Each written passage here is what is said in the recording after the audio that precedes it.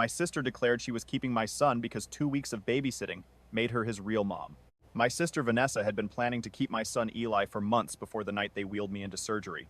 While I was in a medically induced coma with a tube down my throat and a machine breathing for me, Vanessa was repainting her spare bedroom, a soft blue, and telling everyone on her street that her little boy was finally coming home. She had already enrolled Eli in the elementary school 2 blocks from her house, writing on the registration forms that she was his legal mother and that his birth certificate would follow. She had bought him a wardrobe of new clothes, a new backpack, and a bedspread covered in rockets. She had told her neighbors a story about a custody arrangement that did not exist, about a sick sister who had finally agreed to do the right thing. And the thing that nobody knew yet, the thing that would not surface until a social worker sat my son down by a window and asked him gentle questions, was that none of this had started with my collapse. It had started 7 months before, on Eli's 5th birthday, in whispers I never heard. A few seconds later, my heart simply stopped. I went down against the counter with the mug still in my hand. I do not remember the fall. What I have been told is that I had enough time, in the strange, clear seconds before I lost consciousness, to pull my phone out of my back pocket and call the one person in the world I trusted most. I called my sister. The recording the paramedics later pulled from her voicemail has me saying, in a voice I do not recognize, "Can you get Eli? Something is wrong with me. Just for a couple of days, please." Then nothing. The neighbor across the hall heard the mug shatter and called for an ambulance. The paramedics restarted my heart twice on the way to the hospital, once in my living room and once in the back of the rig. By the time they got me into surgery to break up the clot, my brain had gone without oxygen long enough that the doctors put me under and kept me under, to let my body rest and my heart settle, for what turned out to be 2 full weeks. 2 weeks of my life that I have no memory of. 2 weeks in which I was, for every legal and practical purpose, gone. And into that empty space my sister stepped, not as a guardian, not as a relative doing a hard favor, but as a woman who had been waiting a long time for exactly this kind of door to open. To understand what Vanessa did, you have to understand what happened to her 3 years before any of this. She had a son of her own. His name was Caleb. He died at 4 months old in his crib in the middle of an ordinary afternoon nap, and no doctor was ever able to give her a reason. It was one of those losses that has no villain, no cause, and no place to put the grief. Vanessa did not survive it the way people are supposed to. She kept Caleb's nursery exactly as it had been. The mobile still turned. The tiny clothes still sat folded in the drawers for 3 years. She stopped coming to family dinners because everyone there had children, and she could not bear the sound of them. She and her husband Curtis stopped trying to have another baby, or so she said. And somewhere in that long, airless grief, something in my sister curdled. She began to talk about Eli more and more at the rare gatherings she did attend, holding him a little too long, calling him sweet boy, in a voice that was a little too soft. She started offering to babysit. She offered constantly. I was a single mother, working double shifts at a distribution warehouse, and a sister who wanted to watch my son for free so I could pick up overtime felt, at the time, like the one piece of good luck I had. I was grateful. I told everyone how lucky I was to have her. I did not know that every afternoon she spent alone with my son, she was not babysitting. She was building something. She was rehearsing. The picture of those 2 weeks I lost has been assembled piece by piece from neighbors, from Curtis, and from Eli himself. Every piece of it is worse than the last. On the first night, while I was being put under, Vanessa drove to my apartment with a duffel bag and packed up my son's things, his clothes, his toothbrush, the small stuffed triceratops he could not sleep without. She did not pack the photographs of him and me. She left those in the drawer. She took him to her house, put him in the freshly painted blue room, and told him this was his real home now. She told him the apartment had only ever been temporary. The next morning, she went to the hospital, but she did not sit at my bedside. She found the charge nurse and asked, very calmly, how long a person could remain in a coma, whether a coma counted legally as a parent being unavailable, and what paperwork a relative would need to enroll a child in school. The nurse, alarmed, I told her none of that was a question for a nurse. Vanessa went home and looked it up herself. Over those 2 weeks, she remade my son into someone else's. She threw away the clothes she had packed and bought all new ones. When Eli asked where his dinosaur shirt was, the one he slept in, she told him it was a sick shirt from his sick old life, and they had thrown the sick away. She told him to call her mom, not Aunt Vanessa. Mom. She told him I was Aunt Renee, that I had become so ill I could no longer take care of a little boy, and that I had decided it was better for him to have a mom and a dad who would never get sick and never leave. She told the neighbors he was her son. She introduced him to the family 2 doors down as her boy, who had finally come to live with them. She enrolled him at the school down the street, signing forms as his mother, And then, near the end of the second week, while I was still under, she did the thing that turned all of it from cruelty into a crime. She hired a photographer. She dressed Curtis and Eli and herself in matching white shirts and took family portraits in front of a tree, the three of them smiling. Then she had the largest one printed and framed.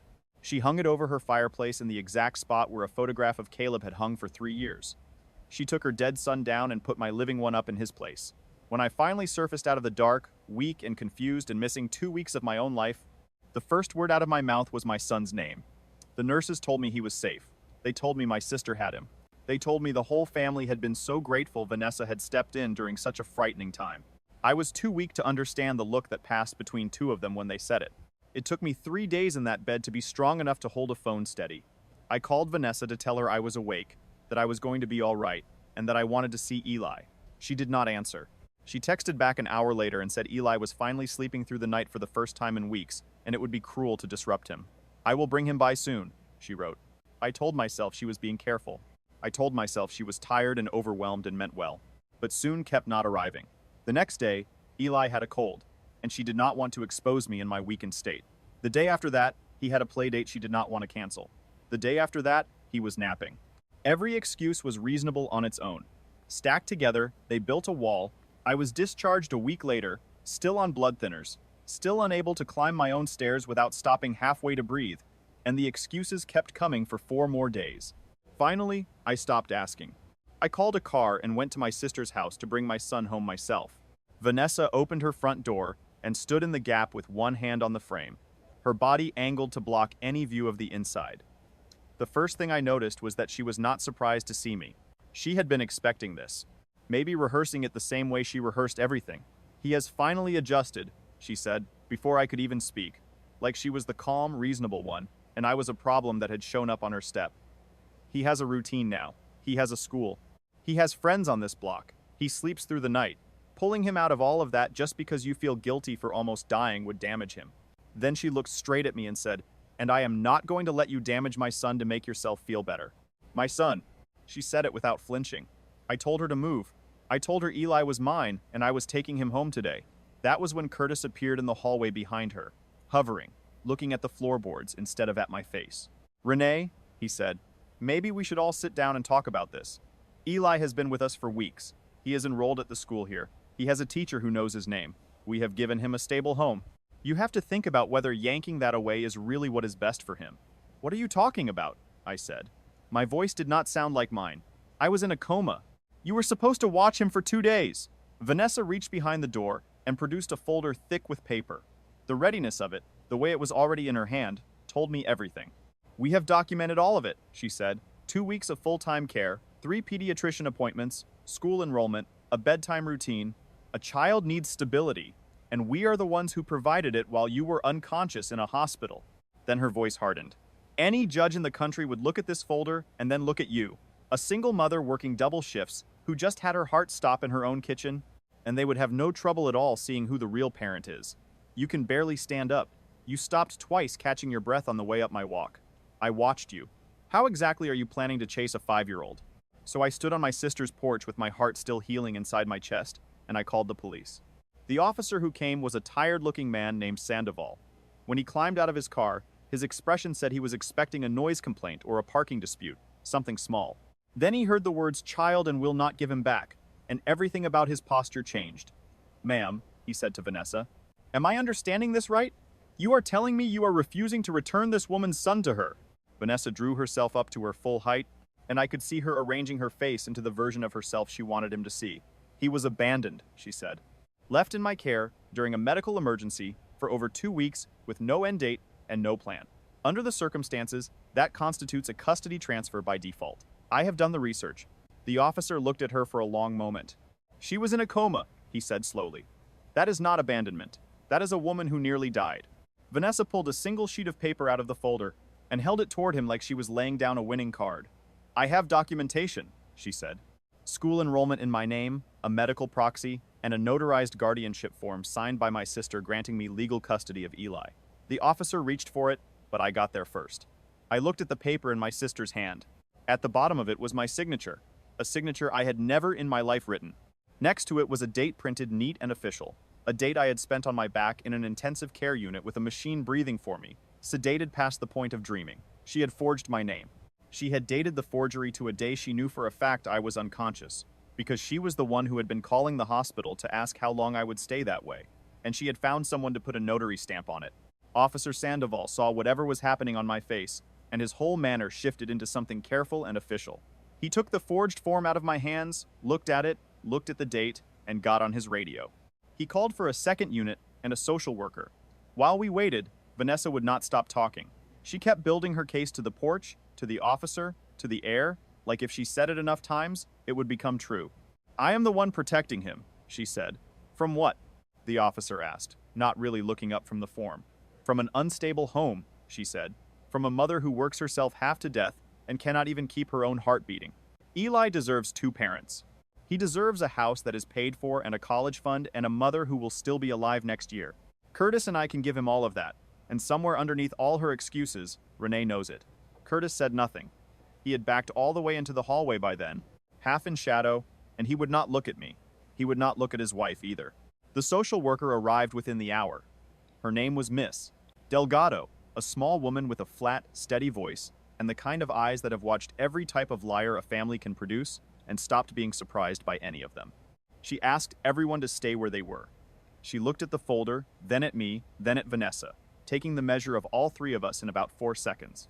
"You enrolled this child in public school," she said to Vanessa. "Using what legal authority?"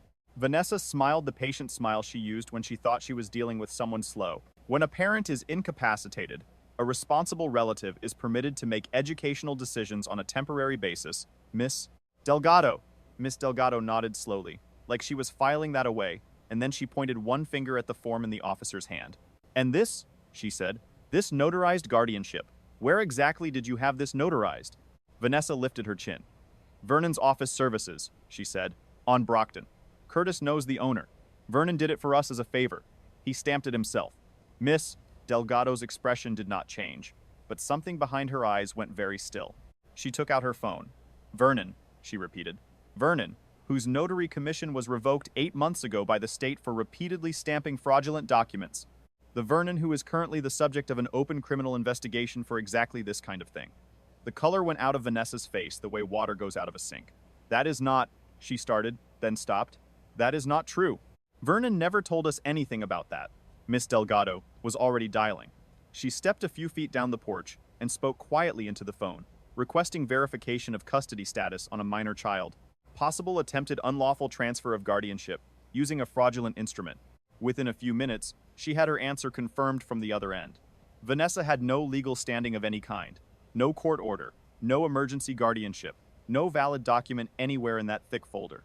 Nothing but a signature she had forged, a stamp from a disgraced notary, a school enrollment built on a lie, and a story she had told so many times that she had clearly started to believe it was the truth. Miss Delgado began photographing every page in the folder, one after another, while she spoke quietly into a recorder, noting the date, the address, and the name of each person on the porch. She told Officer Sandoval to write down everything my sister said, exactly as she said it. And Vanessa, who still did not seem to understand what was happening to her, kept saying things worth writing down. Every sentence about how she was the real mother now, about how she had earned him with 2 weeks of love, about how I had given up my claim the moment I let myself get sick, was another stone she was stacking against her own future. Miss Delgado finished photographing the folder, then turned to me and lowered her voice so only I could hear it. She told me that forging a guardianship and using it to refuse to return a child was not a paperwork mistake. Depending on how the district attorney chose to read it, it could be charged as attempted custodial kidnapping. I felt the porch tilt under me. Vanessa must have caught some of it, because her face went from righteous to gray in the space of a single breath. She started talking faster, stammering that Vernon had assured her the form was completely legitimate, that she had no idea his commission had been revoked, that this was all a horrible misunderstanding between two sisters, who both only wanted what was best for one little boy. Miss Delgado raised one hand, palm out, and stopped her cold. "Not knowing that a document is fraudulent does not make it legal," she said. "And it certainly does not help you when the fraud is being used to take a child away from his mother. Now, stop talking." Curtis finally found his voice from inside the doorway, asking, almost whispering, what was going to happen now. Miss Delgado told him to step out of the way. She needed to see Eli immediately, without any more delay. Vanessa moved to plant herself in the doorway one final time, her arms half raised. Officer Sandoval took a single step forward and told her evenly that she could move aside and let the social worker do her job. Or she could add obstruction to the growing list of things he was going to write in his report. The choice was entirely hers. For a moment, I thought she might not move. Then she stepped back. "Miss." Delgado walked past her into the house, and I followed on legs that barely held me. The living room I walked into was not a room I recognized. It had been rebuilt around a child who was not hers. A toy chest in the corner, a soft rug, a small bookshelf, and over the fireplace, that enormous framed portrait of the three of them in their white shirts, smiling, my son between two people pretending to be his parents. And there, sitting very small in the middle of the couch, was Eli. He looked up when I came in, and for one terrible second, he did not move. Like he was not certain he was allowed to know me. Like someone had told him knowing me was against the rules. Then his face came apart, and he scrambled off the couch and ran at me screaming, "Mommy!" I went down onto my knees on that strange rug and caught him, even though it pulled hard at the staples in my chest and made the edges of the room go white. His whole small body trembled against me. Between sobs, Eli told me that Mom Vanessa had said I was going to live at the hospital forever. He told me she had said I did not want a sick boy, that I had gotten sick on purpose so I could give him away to someone who really wanted him. He told me she had thrown out his dinosaur shirt because it was a sick boy shirt. And as he said each thing, the rage rose in my chest, slow and enormous, because I understood that she had not simply taken his body for 14 days. She had spent those 14 days taking my son apart and rebuilding him with herself at the center. And a cold thought arrived underneath the rage. The thought that no one, not even Vanessa, could do that much damage to a child in 2 weeks unless the foundation had been laid long, long before. Miss Delgado crouched a few feet away and watched the two of us for a moment, taking it in. Then she made a note in her book and said gently that she needed to speak with Eli alone for a few minutes. It was standard procedure, and I could wait close enough to hear every word. She led him to a small chair by the window, and I stood in the kitchen doorway with my heart slamming against the staples in my chest. She asked him soft, simple questions. Where had he been sleeping? What had Mom Vanessa told him about his mommy? Had anyone hurt him or frightened him or made him keep secrets? At the word secret, my son went quiet in a way that scared me more than the crying had.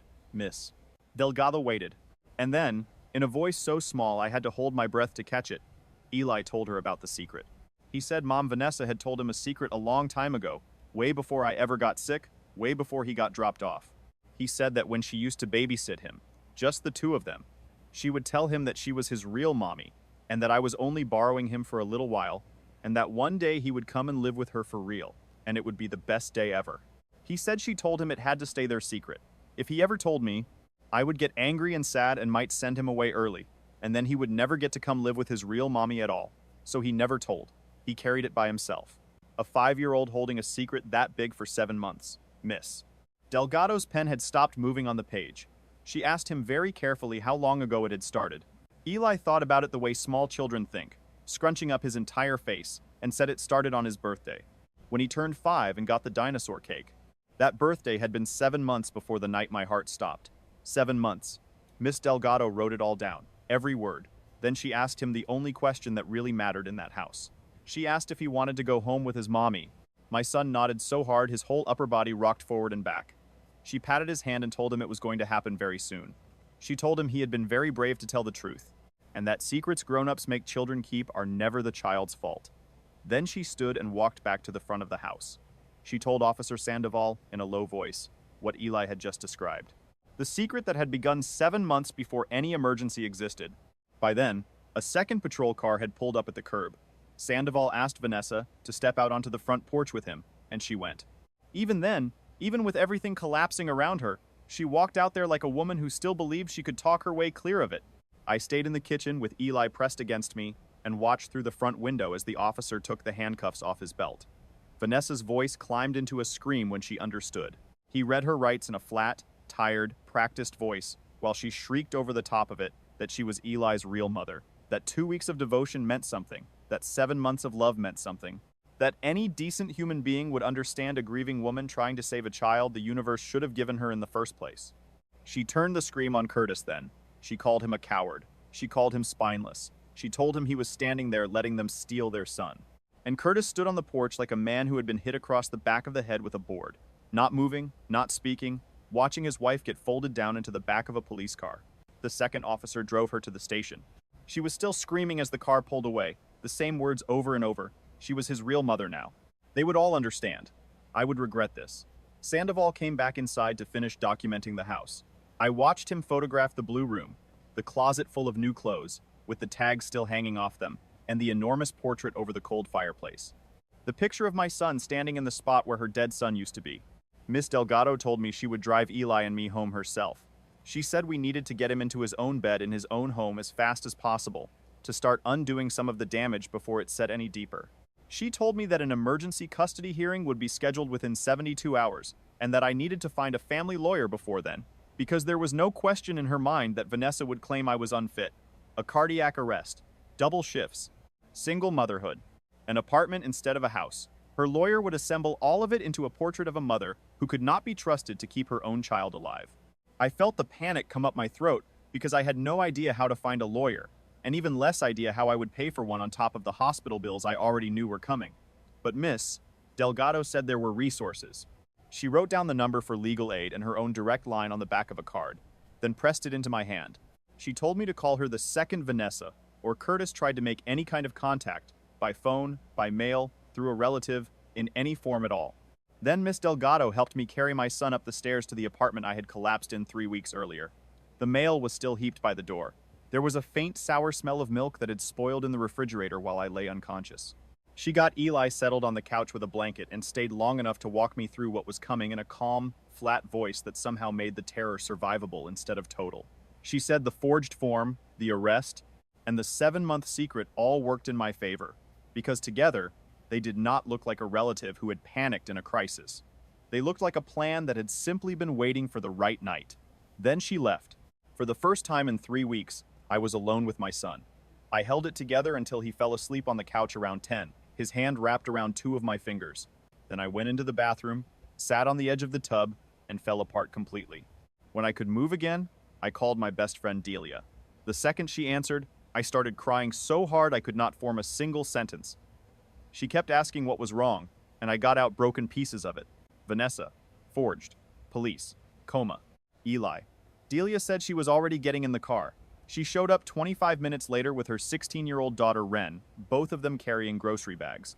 Delia took one look at me in the doorway and pulled me into a hug, while Ren went straight past us to the kitchen and started quietly filling my empty refrigerator. Delia did not tell me everything was going to be fine. She just held on to me until I could breathe. Then she made me sit down and eat a piece of toast because, she said, I had the color of a person who was about to faint.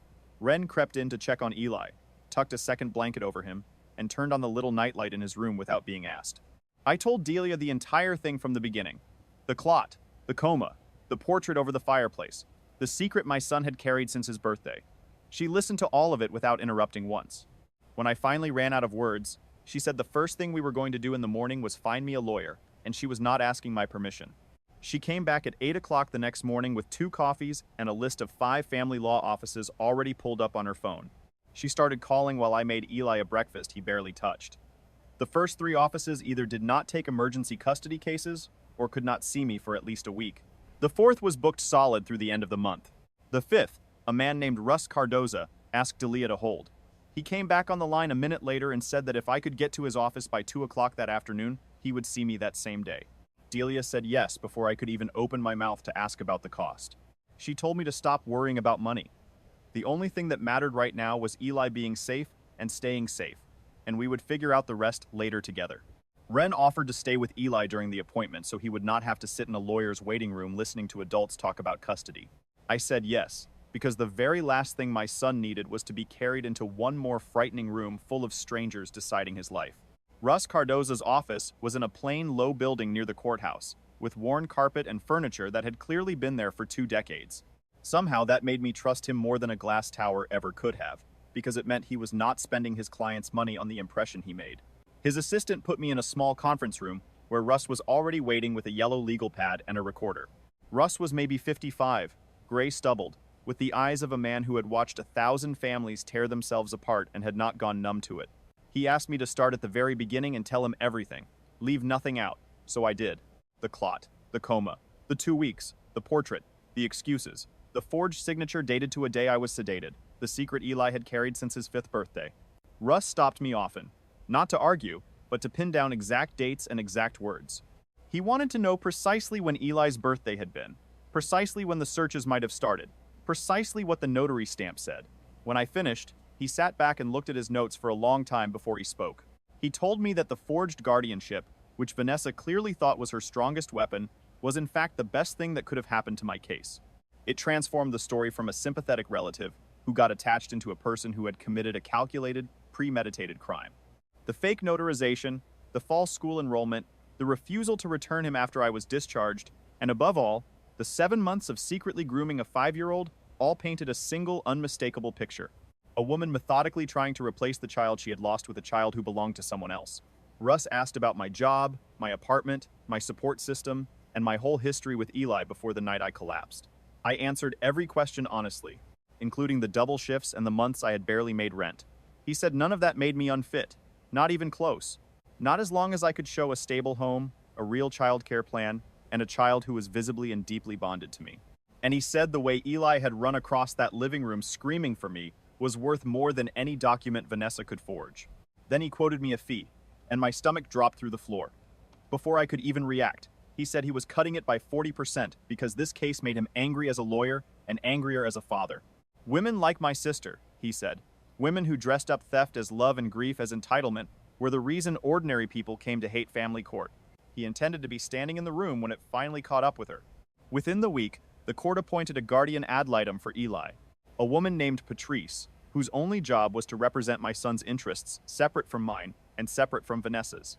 Russ told me this was good, and also something I needed to take seriously, because Patrice would do her own independent investigation.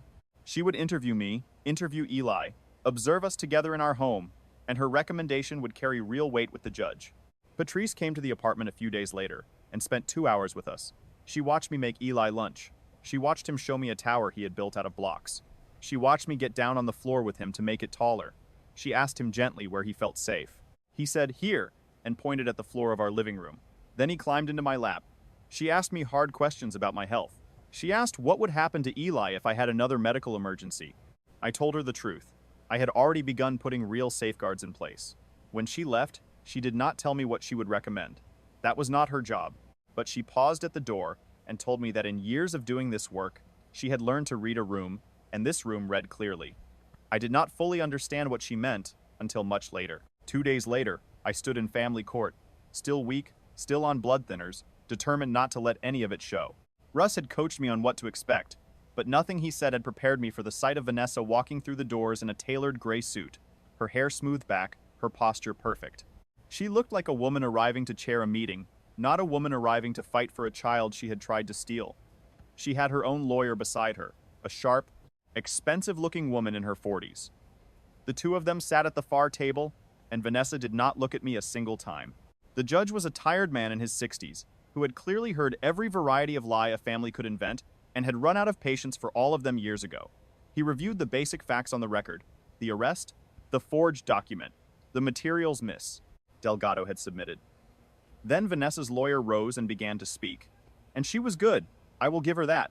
She argued that I had been medically incapacitated for 2 full weeks, with no guarantee of recovery, that my sister had stepped selflessly into a vacuum to keep a frightened child fed and safe and in school, and that the documents were a clumsy, panicked, well-meaning attempt to do right by a boy in an impossible situation. She mentioned Caleb. She mentioned the nursery kept untouched for 3 years. She built my sister into a tragic figure who had simply loved too much and overstepped. And for a few minutes, she made it sound almost gentle, almost forgivable. Then Russ stood up, and his voice came down on all of it like a hammer. Forging a mother's signature on a day she is clinically unconscious is not panic, he said. Secretly grooming a 5-year-old for 7 months, telling him his own mother is only borrowing him, training him to keep that from her under threat of being sent away, that is not love and it is not grief. That is a plan, a patient, deliberate plan that was simply waiting for an opportunity, and the opportunity that finally arrived was my client's heart stopping in her own kitchen. He laid the timeline in front of the judge. The birthday, the secret, the searches the police were still pulling, the forged form. The judge listened to all of it without expression. He looked down at the file for a long moment, then picked up his gavel and ruled that Eli would remain in my custody as his sole legal guardian, effective immediately. The relief hit me so hard and so fast that I had to put a hand on the table to keep from sitting down on the courtroom floor. But the judge was not finished. He ordered a follow-up evaluation by a court-appointed child psychologist to assess what emotional harm had been done and what care Eli might need going forward.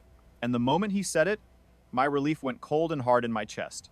Because I did not know what a psychologist would find, I did not know how deep the secret had gone, or whether 2 weeks of being told he had a new mother on top of 7 months of whispers had broken something in my son that I could not see from the outside. What if Eli told a stranger in a quiet room that he missed his mom, Vanessa? What if the evaluation found that the damage was permanent? The judge set the evaluation for 2 weeks out and dismissed us. Russ squeezed my shoulder and told me it was routine, that it was a box the court checked in every case like this, that I had nothing to fear. But I was afraid the entire drive home. I was still afraid that night, watching Eli push his dinner around his plate without eating, watching him play with his trucks, and then stop every minute or two to look up and make sure I was still sitting where he had left me. At bedtime, he asked me in a very small voice whether I would still be there in the morning. I sat on the edge of his bed and promised him that I would. I promised him I was not going anywhere. Not ever again. He fell asleep, gripping 2 of my fingers the same way he had the night before, like he was afraid that if he let go, I would dissolve. 3 nights later, the nightmares started. I woke at 2 o'clock in the morning to the sound of my son screaming.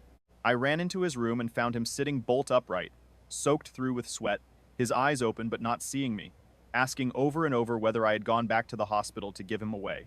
I climbed into the small bed and wrapped myself around him. I told him I was never giving him away. I told him I had gotten sick because of an accident inside my own body, that it had nothing to do with him and nothing to do with anything he did or did not do. I told him being sick was not a punishment, and he was not the reason for any of it. He sobbed into my chest until his breathing slowed. Then, in a wet voice, he asked me why Mom Vanessa had said I did not want a sick boy. I told him Vanessa had said things that were not true. I told him she was hurting somewhere deep inside, in a way that had made her start to lie. I told him none of it was his fault. Not the lies, not the secret. He cried himself back to sleep in my arms. The nightmares came again the next night, and the night after that, and the night after that. The same questions every single time. And every single time, I held him and answered them the same way, patiently, until he believed me enough to sleep. But I could see the secret working in him like a splinter that had been left under the skin too long. I knew it was not going to come out on its own. The day of the evaluation with Dr. Helen Voss arrived too quickly. Her waiting room was full of soft toys and worn picture books, the deliberate clutter of a place built to make small children feel safe. She was a calm woman in her 50s, with kind, tired eyes. When we came in, she knelt down to Eli's level and asked if he would like to come and play some games with her. He looked up at me for permission. I made myself smile and nodded.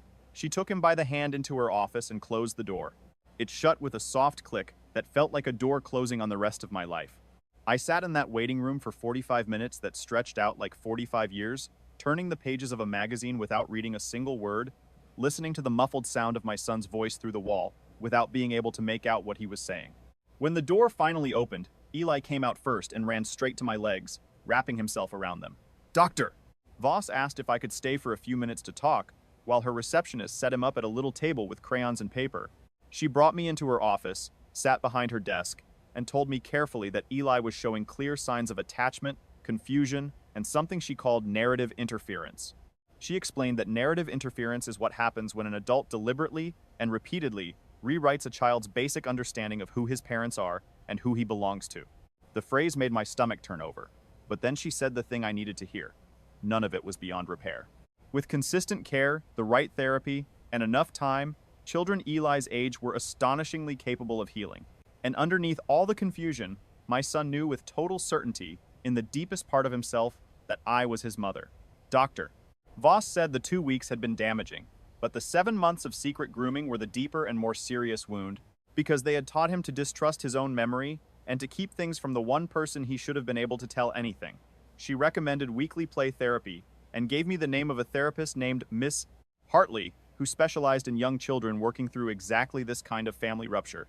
Someone who used dolls and games so that a child never had to sit and explain his feelings out loud, but could build them and act them out instead. I agreed before she finished the sentence. Whatever it cost, and I already knew it would cost more than I had, my son was going to get the help he needed to put down the thing he had been carrying. I went back to work part-time 3 weeks after I got Eli home.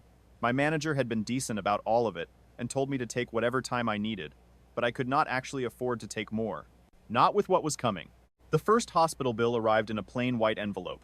I opened it standing at the kitchen counter and forgot for a moment how to breathe. $58,000 after insurance. The ambulance. The 2 cardiac arrests. The emergency procedure to break up the clot. The 2 weeks in the intensive care unit with a machine keeping me alive. I read the number 4 times, and it refused to get any smaller. I was already underwater on rent and daycare, and now there were legal fees stacking on top of a number with 5 digits in it. At work, I could feel people talking about me. The conversations that stopped a half-second too late when I came around a corner. The careful voices coworkers used when they did not know what to say to a woman whose own sister had tried to take her child. Vanessa posted bail 2 days after her arrest. I found out because my aunt called me crying, asking how I could possibly press charges against my own sister, a woman who had buried her baby, a woman who had only ever tried to help. I tried to tell her the truth. I tried to tell her about the forged signature dated to a day I was in a coma. I tried to tell her about the 7 months of whispers. I tried to tell her about the things Vanessa had told a 5-year-old. But my aunt did not want any of it.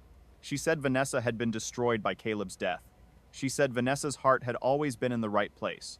She said I was tearing the whole family in half over what was really just a terrible misunderstanding between 2 grieving women.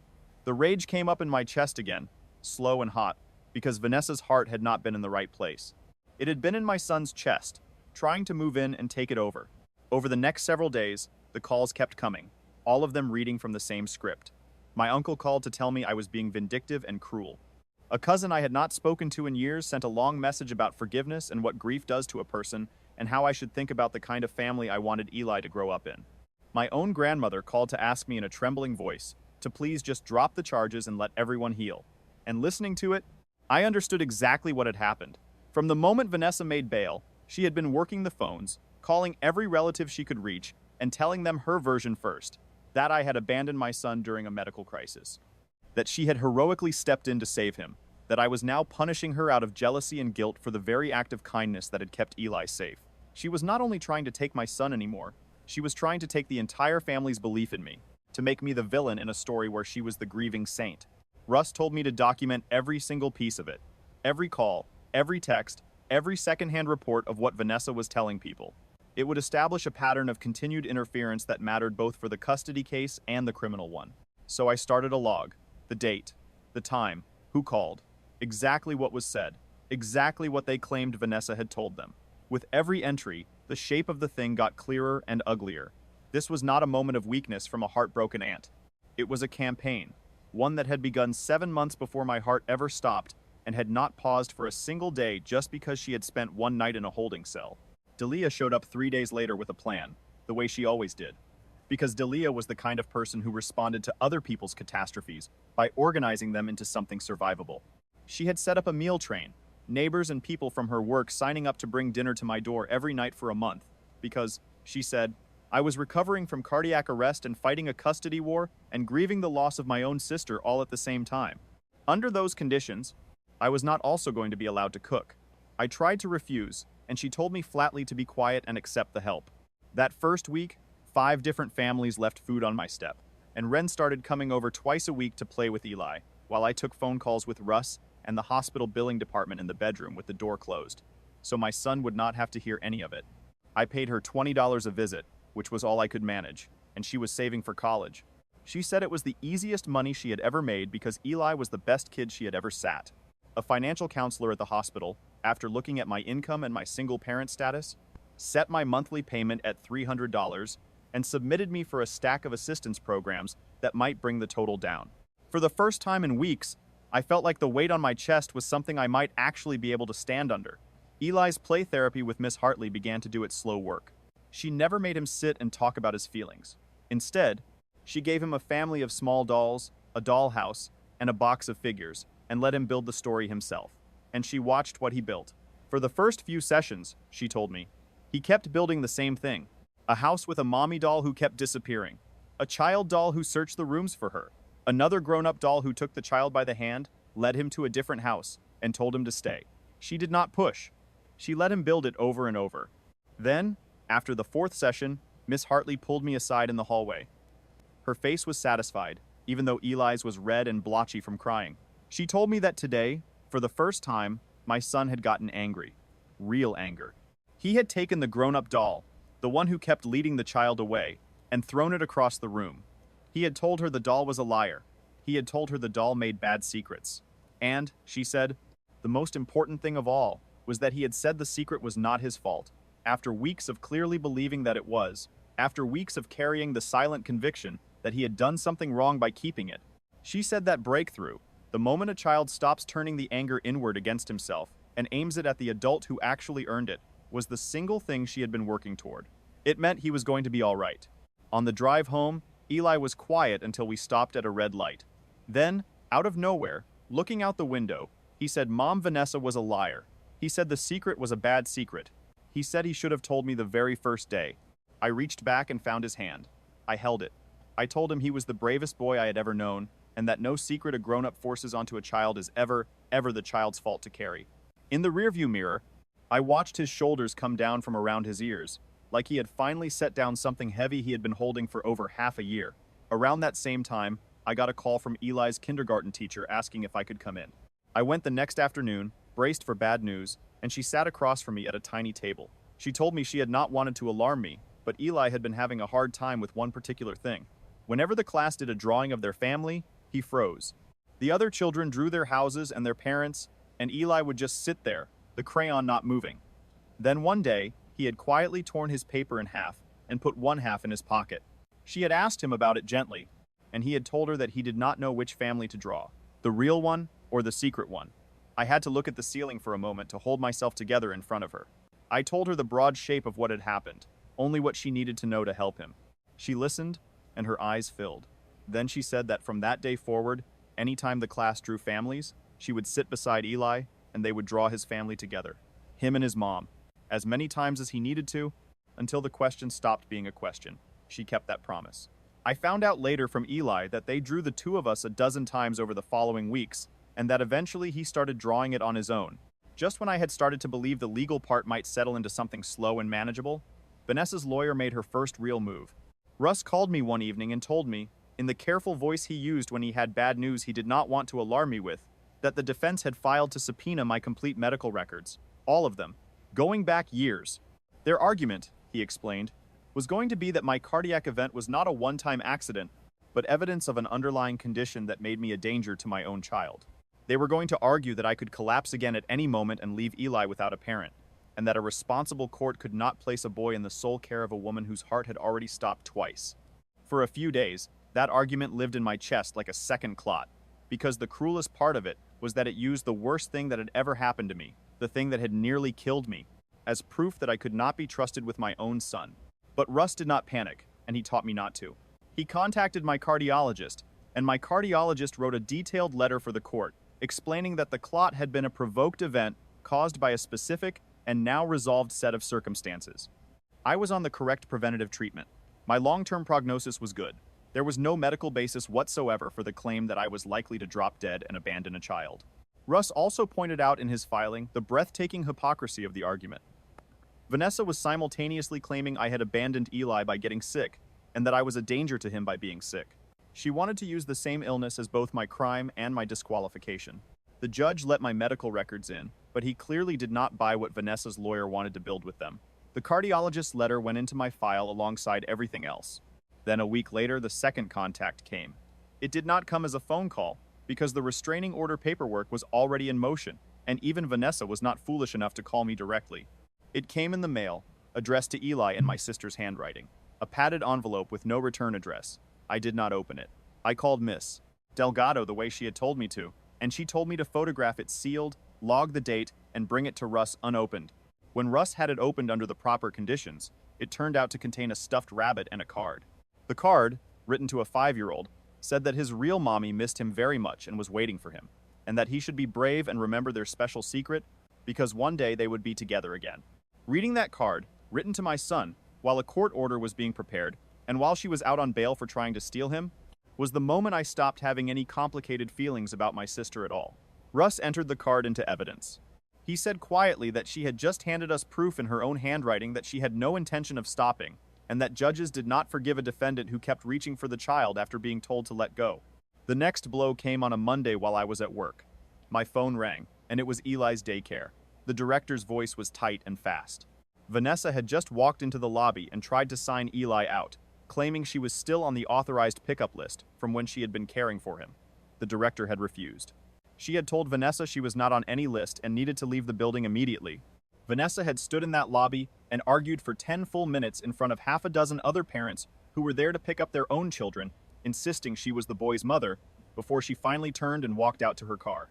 My heart slammed so hard I had to sit down at my desk. I left work and drove to the daycare with my hands shaking on the wheel the whole way, running through every terrible thing that could have happened in the minutes between the phone call and my arrival. And when I got there, Eli was sitting on the floor of his classroom, calmly stacking blocks, completely unaware that his life had nearly been pulled sideways again. The director showed me the sign-in sheet where Vanessa had actually written her own name in the visitor line before being turned away. I had Vanessa removed from every form and every system in the building, and I gave them a photograph so the front desk would recognize her on site. That night, I called Russ. He was silent for a moment after I told him. Then he said this changed the timeline. The mailed package, and now an in-person attempt to physically remove Eli from daycare, meant we were not dealing with a woman who was going to quietly accept the court's decision and wait for her trial. We were dealing with someone who was actively, repeatedly reaching for my son. He was filing for a full restraining order first thing in the morning. The restraining order hearing was scheduled quickly, pushed to the front of the docket precisely because of the daycare attempt. We met at the courthouse on a Wednesday morning. Vanessa was there again in a navy dress, composed again, with her expensive lawyer beside her again. Russ laid out the entire pattern for the judge in order.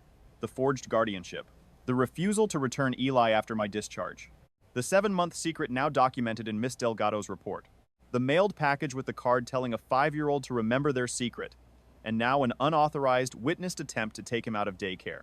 Vanessa's lawyer stood and called the order excessive and inflammatory. She said her client had simply been confused about whether she remained on the pickup list. She said the card was a grieving aunt's clumsy attempt at comfort, but the judge, a woman with short gray hair, who looked like she had used up her last ounce of patience sometime the previous year, cut her off and asked her to explain the forged notarization and the false school enrollment. The lawyer did not have a good answer. Because there was no good answer. The judge granted a temporary restraining order from the bench. Vanessa was barred from any contact with Eli by any means, and from coming within 500 feet of my home, his daycare, or my workplace. As the judge read it out, Vanessa's careful composure cracked for just a second. She started to rise out of her chair, her mouth open, and her lawyer put a firm hand on her arm and pressed her back down into the seat. She closed her mouth. But she looked at me then, for the first time in any of these rooms. And what was in her face was not grief and not shame, it was fury. The pure fury of a person who genuinely believed she was the one being wronged. A few days after the restraining order, Russ called with the thing that turned my stomach to ice. The police had finished pulling Vanessa's internet search history as part of the criminal investigation. They had handed the results to the prosecutor, and the prosecutor had shared them with Russ. The searches went back 4 months before the night my heart stopped. Emergency custody laws in our state. How to prove a parent unfit. How long before temporary guardianship becomes permanent. Relative custody rights when a parent is incapacitated. What happens to a child if a single parent dies with no will? She had searched all of it methodically over a period of months, from her home computer in the evenings, while I was thanking her at every family gathering for being such a generous aunt. And the searches were not even the worst of it. The investigators had also pulled her purchase history. Weeks before I ever got sick, before there was any emergency at all, Vanessa had bought a child-sized bed frame, a set of school enrollment forms, and a booster seat for her car. She had been furnishing the room and assembling the paperwork for a child she did not have custody of and had no legal claim to weeks in advance, the way a person prepares a nursery before a baby arrives. The babysitting, all those generous afternoons, had been rehearsal. Russ told me gently that the search history, combined with the purchases, combined with the 7 months of grooming Eli had described, made the question of premeditation almost impossible for any defense lawyer to argue away. A relative who panics in a crisis does not spend 4 months researching how to prove the parent unfit. A relative who panics does not buy a bed frame in advance.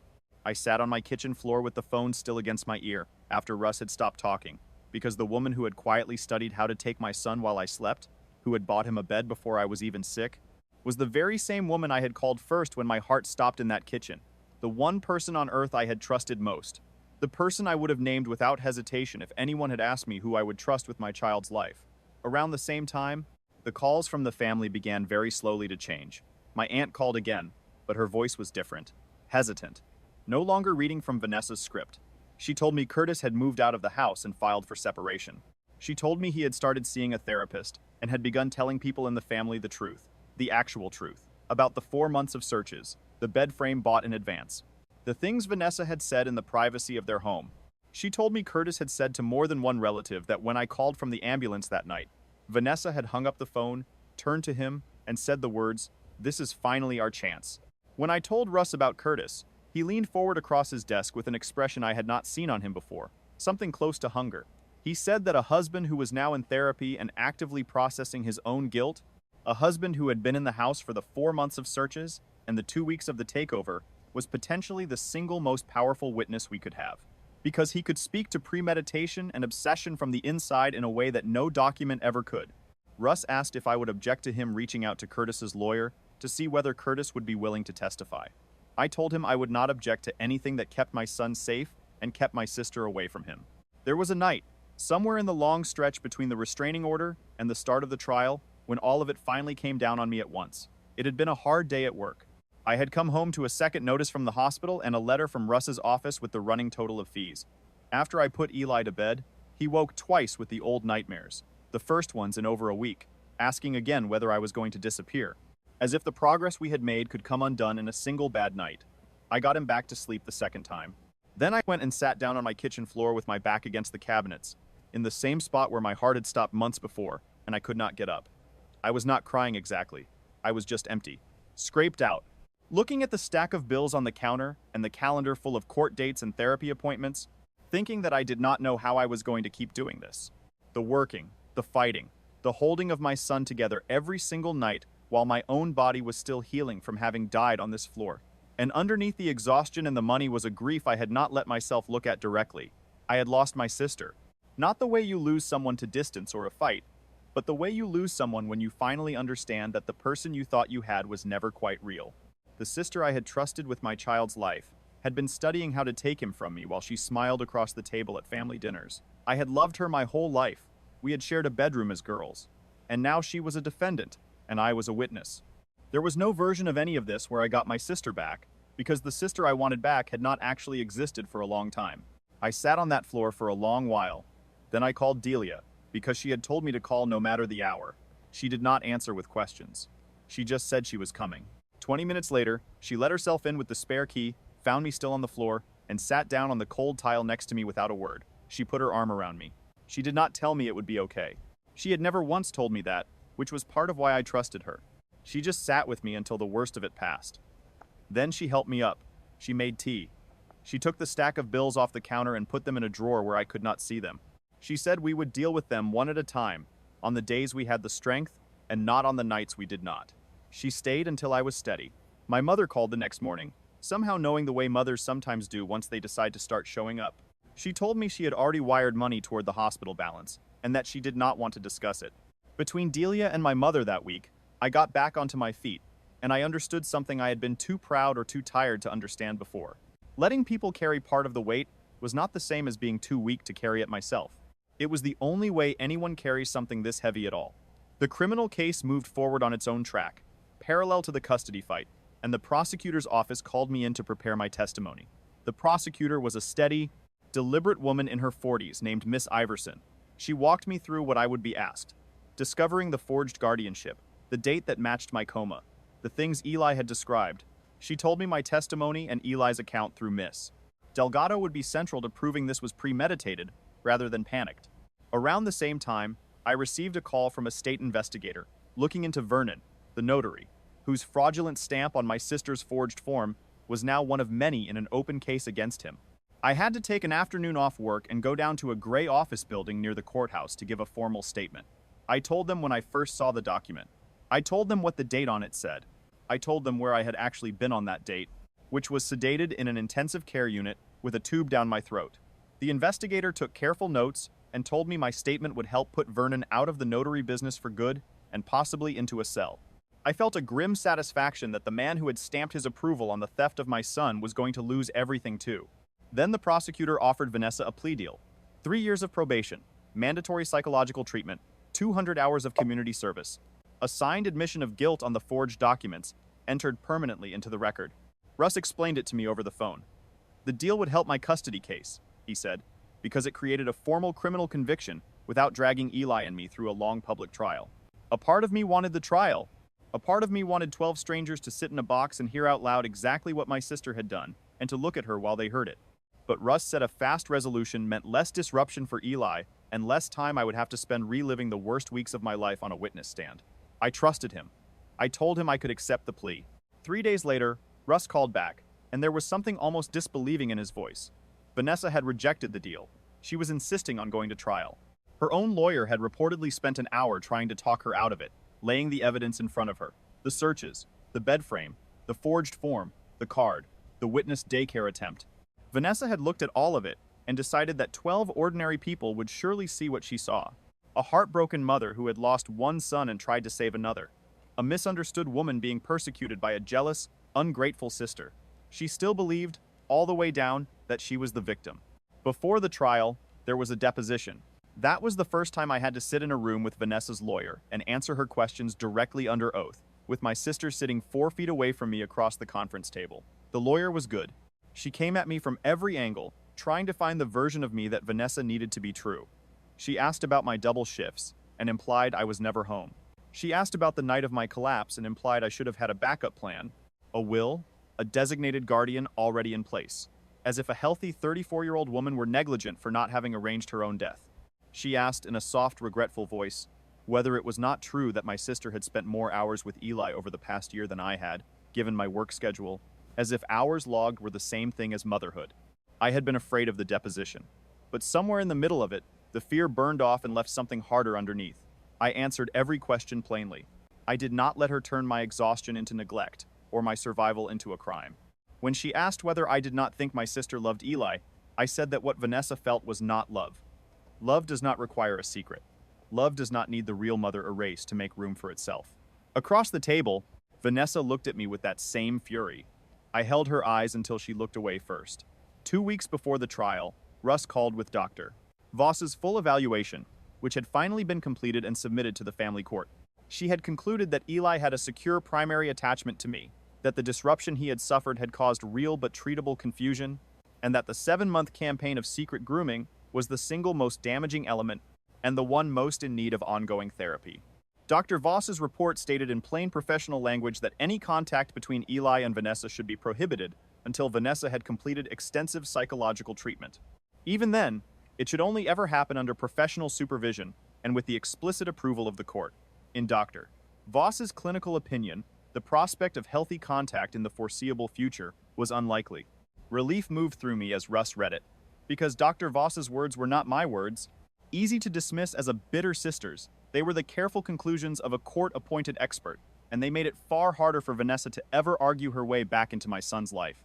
Around the same time, Vanessa's own therapist sent a request through the proper legal channels, asking whether Vanessa might be permitted to write an apology letter to Eli and to me as part of her treatment and rehabilitation. Russ laid the choice in front of me without pushing. I had no obligation to accept it, he said. The letter would serve Vanessa's process, not Eli's healing. Opening that door, even a crack, even to a letter, risked undoing the progress my son had finally fought his way to. I thought about Eli throwing the doll across the room and saying it was a liar. I thought about him drawing our family on his own at his little school table. I told Russ to decline. This was for my son, not for my sister's redemption, and I was done letting her need to feel better cost him anything. My mother flew in from 3 states away during all of this. She was the same mother who had kept her distance for years because she had never approved of me raising Eli alone. The same mother who, at the very start of this nightmare, had called me skeptical, asking why on earth Vanessa would do such a thing when she had always seemed so sincere at family dinners. She came and stayed for 4 days. She watched. She watched me get Eli up and dressed and fed in the mornings. She watched him climb into my lap when he was tired. She watched him tell me about his day without checking first whether he was allowed to. On the 4th night, after he was asleep, she sat at my kitchen table and made me lay out every document Russ had given me. She read all of it slowly. The forged signature dated to my coma, the school forms, the 4 months of searches, the receipt for the bed frame, the card from the mailed package, the copy of Dr. Voss's report. When she finished, she set the last page down and was quiet for a very long time. Then she told me she owed me an apology. She said she had told herself there must have been a misunderstanding because the alternative was too ugly to believe about her own daughter. But there was no misunderstanding. Vanessa had planned to take my son, and had nearly succeeded. My mother said she should have believed me from the very first phone call. She reached across the table and took both my hands. She said she was going to help with the legal fees, and that she did not want to hear a single word of argument about it. Something I had been carrying for years, not just months, came loose at that table. And over the following weeks, slowly, one by one, the other apologies came too. My aunt called, no longer reading Vanessa's script, to say she was sorry she had ever doubted me. My uncle sent a short, stiff, genuine message admitting he had been wrong. The cousin who had written me the long lecture about forgiveness wrote a second, much shorter message that just said he was ashamed of the first one. They had all seen the documents Curtis was now sharing. The searches, the bed frame, the dates. The story Vanessa had sold them had finally fallen apart in their hands. I accepted the apologies, but I kept a careful distance inside myself, because they had believed her over me when I had needed them most. Some part of that does not fully mend just because the evidence eventually arrives. The trial began on a cold, gray morning in late autumn. I had been told it would likely run 3 or 4 days, and that I would testify on the first one. Walking through the courthouse doors that morning felt unreal, like stepping into a dream of a place I had already been too many times. Vanessa was already at the defense table when I came into the courtroom. In a navy suit, her hair pulled back, her hands folded in front of her, calm and composed as a woman waiting for a bus. She did not look at me, not once, the entire morning. The prosecutor, Miss Iverson, called me first. She walked me through it all in order, her questions quiet and exact. She had me describe waking from the coma and the missing 2 weeks. She had me describe the days of excuses, the cold, the playdate, the nap, the wall of small, reasonable reasons. She had me describe the car ride to my sister's house, the porch, the folder, and the single moment when I looked down at a guardianship form and saw my own signature. A signature I had never written, dated to a day I had spent sedated in an intensive care unit. Miss Iverson put the forged document up on a large monitor so the jury could see the date for themselves. Then she put the cardiologist records up beside it, showing exactly where I had been on that date. She let the two of them sit side by side on the screen without saying a word. I watched the jurors look from one to the other and understand. The entire time I testified, Vanessa kept that same composed expression on her face, as if she were listening to a stranger describe something that had happened to someone else. That stillness, I think, did her more harm with the jury than any outburst could have. When Miss Iverson finished, Vanessa's lawyer rose to cross-examine me. She asked the one question she thought might help her client. She asked whether it was not true that Vanessa had taken good care of Eli during the 2 weeks, kept him fed and clean and safe and in school. Yes, I said. He was fed and clean. Then I said the thing I had been waiting the whole trial to say out loud, in front of the jury, in front of my sister. Taking good care of a child for 2 weeks does not give a person the right to forge his mother's name, or to spend 7 months teaching him in secret that his mother is only borrowing him, or to hang his photograph over the fireplace in the spot where her own dead son used to be. The lawyer did not have a follow-up question. She said no further questions and sat down. On the second day, the prosecution built the wall of premeditation brick by brick. It was a hard thing to watch, even knowing all of it already. They put Vanessa's search history up on the monitor, the dates and search terms laid out in a neat column, emergency custody laws, proving a parent unfit, how long until guardianship transfers, what happens to a child if a single parent dies. The prosecutor pointed at the earliest date, 4 months before my collapse, and told the jury this was not the browsing history of a woman responding to an emergency. This was the browsing history of a woman preparing for one and waiting for it to arrive. Vanessa's lawyer objected and called the searches responsible preparation, the diligence of a caring relative who simply wanted to be ready to help. I watched the faces of the jurors as she said it. Not one of them believed her. Then the prosecutor put up the purchase records. The child-sized bed frame, the booster seat, the school forms, all bought weeks before I ever got sick. A woman in the second row of the jury box closed her eyes for a moment and shook her head very slightly, the way you do when something is simply too much. The prosecution called one of Vanessa's neighbors on the second afternoon, a woman who lived 2 doors down from her. She testified that during the 2 weeks I was in the coma, Vanessa had introduced Eli to her as her son. Not her nephew, her son. Vanessa had spoken about a custody arrangement that had finally come through and had invited her over to see the boy's new room. The neighbor said she had thought it was strange how fast it all happened. A child appearing overnight and a whole bedroom already finished. But Vanessa had seemed so happy, happier than she had been since Caleb, and so she had not questioned it. The guardian ad litem, Patrice, also gave her account to the court.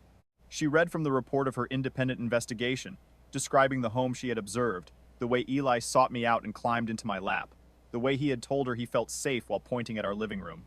Her formal recommendation was that Eli remain in my sole custody with no unsupervised contact with Vanessa. But it was the third day, when Curtis took the stand, that the room changed. He walked to the witness chair thinner than I remembered him, his suit hanging loose off his shoulders, his face the face of a man who had not slept properly in months. "Miss." Iverson asked him gently about the years after they lost Caleb. Curtis's voice was quiet, but it carried to every corner of the silent room. He said his wife had never come back from it. He said she had kept the nursery exactly as it was for 3 years, the mobile still hanging over the empty crib. He said that over the last year, she had begun talking about Eli constantly in a way that had frightened him even then. She would say things like, "He should have been ours." She would say the universe had taken their son and left me with one I could barely afford. She would say it was not fair. None of it was fair. Then Miss Iverson asked him about the night I called from the ambulance. Curtis looked down at his own hands for a long moment. Then he said that when my call came in, Vanessa had listened, hung up, turned to him with a look on her face he had never seen before, and said the words, "This is finally our chance." He said that over the 2 weeks that followed, when he had tried more than once to tell her they would have to give Eli back when I woke up, she had looked at him like he was a stranger in his own house. She told him Eli already had a real mother now, and her name was Vanessa. He said he had known, somewhere in himself, that what they were doing was wrong. He said he would carry the fact that he had not stopped it for the rest of his life, that he had stood in his own hallway and looked at the floor while his wife refused to give a child back to his sister, who was still recovering from nearly dying. As Curtis spoke, I watched my sister's composure finally come apart. The careful stillness she had held for 2.5 days cracked down the middle, and the tears came running down her face without her permission. For the first time, she was not the woman arriving to chair a meeting. She was just a person watching her own husband tell a room full of strangers the truth she had spent months refusing to hear. The jury was out for less than 3 hours. When they came back, the forewoman stood and read that they found the defendant guilty of filing false documents and guilty of attempted custodial interference. The judge thanked them and set sentencing for 2 weeks out. I sat in the gallery next to Russ and felt, instead of triumph, a strange, hollow flatness. Because a verdict, however, just does not give back the 2 weeks I lost or the 7 months my son spent carrying a secret no 5-year-old should ever have to hold. At the sentencing hearing 2 weeks later, the judge gave Vanessa 3 years of probation, mandatory psychological treatment twice a month for the full term, 200 hours of community service, and he extended the existing restraining order to a full 5 years. Before he handed it down, he looked at her directly. The courtroom was very quiet. He said he did not doubt her grief was real. The loss of a child was among the worst things a person could survive. But grief did not grant anyone the right to take another woman's son. He said she had carried out a calculated plan months in the making, using a forged document and the patient manipulation of a 5-year-old child. The law could not, and would not, allow a person to grieve their way into stealing a life that belonged to someone else. Vanessa cried silently beside her lawyer the entire time he spoke. When it was over, she was led out a side door. I did not watch her go. The final custody hearing came 3 months to the day after the night I had stood on my sister's porch and called the police. Russ had assembled everything into a stack of labeled folders. My fitness as a parent before the collapse and after. Signed statements from Delia, my manager, Eli's kindergarten teacher, and the neighbor who had known us for years. Dr. Voss's full evaluation, the guardian ad litem's recommendation, the criminal conviction, the search history, the forged form, the mailed card, everything laid out, tabbed, organized, indisputable. We arrived early, and Russ went over the plan one last time in the hallway. He told me the judge had already read all of it. This hearing was mostly procedural. I just needed to speak honestly about my son's life as it was now. Vanessa was already at the far table when we went in, smaller than I had ever seen her, the navy suit looking too big on her now. She did not look at me. The judge, the same tired man from the very first hearing, read in silence for several minutes, turning pages. Then he set the file down, looked up, and asked me to tell him about Eli's life today. I told the judge the truth. I told him Eli woke up in his own bed every morning now and came into the kitchen on his own, without checking first to see whether I was still there the way he had checked every few minutes during the first weeks home. I told him the nightmares had stopped. There had been a stretch of 3 weeks straight without a single one. I told him about the play therapy, and how my son had gone from believing the secret was his own fault to standing in a small office, throwing a doll across the room, and naming it a liar. I told him about Eli's teacher, who sat beside him and drew his family with him, until the question of which family stopped being a question. I told him how he drew the two of us on his own now. I told him Eli had gone back to being a 5-year-old whose biggest concerns were dinosaurs and whether he was allowed a second pancake. and I told him I considered that ordinariness the greatest thing I had ever fought for. The judge listened, nodding slightly. Then he asked me the question I had been waiting for, the one Vanessa's whole case had once rested on. He asked what my plan was if I ever had another medical emergency. Who would care for Eli? How would the situation that had opened this door never be allowed to open it again? And I was ready. I told him I had executed a proper medical power of attorney, with Russ's help. I had named Delia as Eli's designated guardian in the event I was incapacitated, with my mother as the alternate, both of them documented and on file. I told him the school and the daycare both had updated emergency contact forms with photographs. I told him I had a will now, something I should have had before, naming who would raise my son and making certain it could never again be decided by whoever happened to grab him first. The judge made a note. Then he turned to Vanessa's lawyer and asked whether her client wished to make a statement. The lawyer rose and said her client took full responsibility for her actions, that they had come from untreated grief over the loss of her own child, that she had completed the counseling required of her and would continue it, and that she was not contesting my fitness as a parent. She was not requesting any form of custody or visitation.